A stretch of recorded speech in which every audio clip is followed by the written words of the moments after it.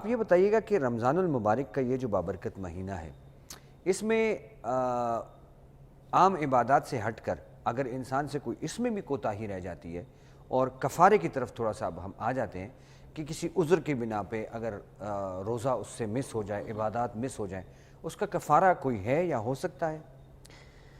جی بسم اللہ الرحمن الرحیم۔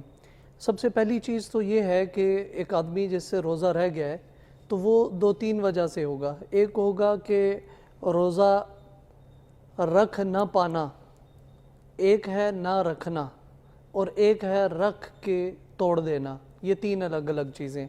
سب سے پہلی چیز کی طرف آتے ہیں، روزہ رکھ نہ پانا۔ یہ وہ چیز ہے جو لوگ بیمار ہیں، روزہ رکھنے پہ بالکل قادر ہی نہیں ہے، اور امید بھی نہیں ہے بظاہر کہ یہ لوگ ٹھیک ہوں گے۔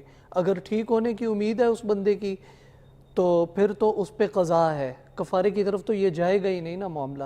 صرف قضا سے ہی روزہ جو ہے وہ ٹھیک ہوگا اگر روزہ رمضان میں نہیں رکھ پائے۔ تو یہ پہلا تھا عذر والا۔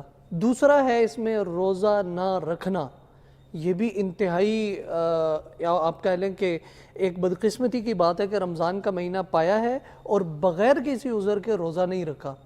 رسول کریم صلی اللہ علیہ وسلم ایسے بندے کے بارے میں فرماتے ہیں کہ قدرت اور استطاعت کے باوجود جس نے رمضان کا روزہ چھوڑ دیا، اب غیر رمضان میں چاہے ساری زندگی وہ روزے رکھتا رہے، جو خلا اس نے یہاں پہ چھوڑ دیا ہے پوری زندگی روزے رکھنے سے پر نہیں ہو سکتا۔ اللہ اکبر۔ تو اس کی سزا بھی صرف یہی ہے کہ وہ اس کے بعد کفارہ دے گا، یعنی قضا رکھے گا۔ اس ایک روزے کی قضا ہے، ابھی اس پہ کفارہ نہیں۔ کفارہ کس پہ ہے؟ وہ تیسری قسم پہ۔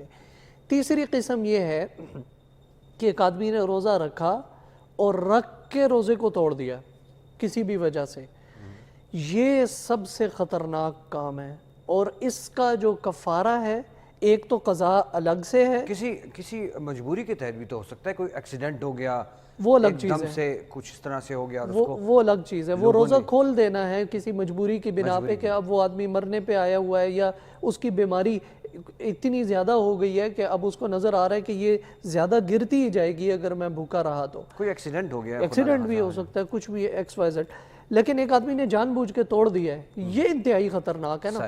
اس کے لیے یہ بندہ انٹینشنلی، اب یہ بندہ ایک تو اس کا قضا کرے گا، دوسرے نمبر پہ جو اس کا کفارہ ہے وہ یہ ہے کہ سب سے پہلے جو احادیث میں آیا ہے کہ وہ ایک غلام کو یا بندی کو آزاد کرے گا۔ اب چونکہ ہمارے زمانے میں تو یہ چیزیں ہیں نہیں، تو اب ہم دوسرے عمل کی طرف آئیں گے۔ دوسرا یہ ہے کہ یہ آدمی 60 مسکینوں کو پیٹ بھر کے کھانا کھلائے گا۔ نہیں، یہ آدمی 60 دن تک اس طرح روزے رکھے گا کہ ایک روزہ بھی مسکینوں کو کھانا نہیں کھلائے گا۔ ایک روزے کے بدلے 60 روزے 60 روزے رکھے گا، اور اس طرح رکھے گا کہ پے در پے روزے ہیں۔ ان پے در پے کا مطلب یہ ہے کہ ابھی اس بیچ میں ناغہ نہیں، چلتے چلتے آدھے پہ پہنچا، کسی وجہ سے اس کو روزہ چھوڑنا پڑ گیا۔ اب ایسا نہیں ہے کہ جہاں اس نے چھوڑا تھا وہاں سے آگے یہ نیا روزہ رکھے گا، نہیں، بلکہ یہ دوبارہ آ کے پہلے روزے سے شروع کرے گا اور 60 روزوں ایسے رکھے گا کہ ان میں گیپ کوئی نہیں ہوگا۔ یہ اس بندے کی سزا ہے کہ یہ آدمی اس نے ایک روزہ رمضان کا رکھا تھا اور رکھنے کے بعد اس روزے کو اس نے توڑ دیا۔ اچھا، اب ایک آدمی ایسا ہے کہ وہ کمزور ہے یا کسی وجہ سے یہ 60 روزے وہ بندہ نہیں رکھ سکتا اور اس کا یہ واقعی عذر ہے، پھر اس کے بعد یہ 60 مسکینوں کی طرف جائے گا کہ یہ 60 مسکینوں کو کھانا کھلائے گا اور پیٹ بھر کے ان کو کھانا کھلائے گا۔ صحیح۔